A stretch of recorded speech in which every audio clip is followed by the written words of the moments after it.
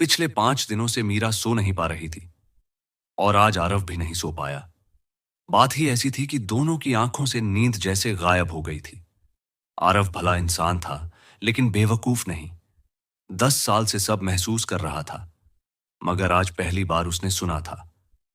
10 साल पहले जब वो घोड़े पर बैठकर बारात लेकर गया था, तब वो दुनिया का सबसे खुश इंसान था।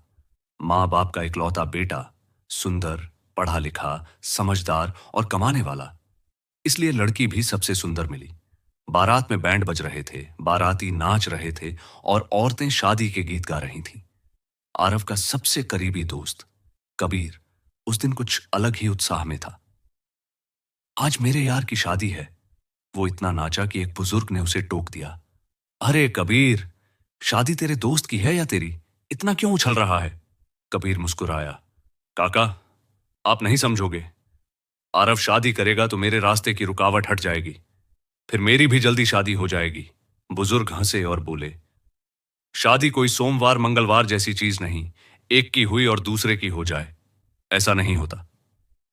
लेकिन कबीर उस दिन बादलों जैसा उमड़ा हुआ था, रुका ही नहीं। फिर वो क्षण आया, दुल्हन का प्रवेश। पंडित ने बोला, कन्या पधारें, सावधान। कन्या अपने मामा के साथ अंदर आई और सबकी सांसें थम गईं। मीरा, वो इतनी सुंदर थी कि चाहे फटे हुए कपड़ों में हो, फिर भी किसी परी जैसी लगे। और आज तो वो दुल्हन थी, लाखों के गहनों में, लाल जोड़े में, मानो इंद्रलोक की रानी। आरव ने उसे पहले देखा था, मगर आज उसे देखकर वो भी कुछ पल के लिए स्तब्ध हो गया। लेकिन सबसे बड़ी चोट कबीर को लगी। उसकी नजर दुल्हन से हट ही नहीं रही थी। धीरे से वो झुककर आरव के कान में बोला, आरव, जिंदगी में कभी कुछ नहीं मांगा, आज मांग रहा हूं। दूल्हा बदल लेते हैं क्या? आरव हंस पड़ा। पागल, वो तेरी भाभी है, शर्म नहीं आती? कबीर भी हंसा, लेकिन आने वाले सालों में आरव को समझ आया कि उस हंसी में मजाक नहीं, एक आग थी। समय बीतता गया। जो कबीर पहले शादी के लिए उतावला था, अब शादी का नाम भी नहीं लेता था। घर वाले, रिश्तेदार सब रिश्ता लाते, पर कबीर ठुकरा देता। एक दिन आरव ने खुद पूछा, कबीर, शादी क्यों नहीं कर रहा? कबीर ने कहा, शादी तो करूंगा, लेकिन मुझे मीरा जैसी लड़की मिलेगी तब। कबीर कभी भी मीरा को भाभी नहीं कहता था, वो हमेशा सिर्फ मीरा कहता। एक बार मीरा ने भी पहली बार कबीर से पूछा, तुम शादी क्यों नहीं करते? कबीर ने उसकी आंखों में देखते हुए कहा, शादी तो करूंगा, लेकिन मुझे तुम जैसी नहीं, मुझे तुम ही चाहिए। उसकी आवाज गहरी थी, आंखें सच बोल रही थीं।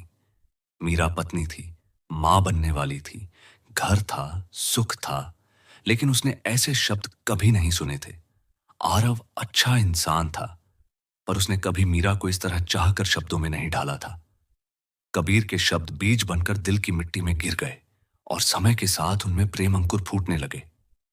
4 साल बाद मीरा 2 बच्चों की मां बन चुकी थी और फिर एक रात बच्चों के सो जाने के बाद वो आरव के सामने बैठी और बिना कुछ छुपाए बोली, आरव, मैं कबीर से प्यार करती हूं।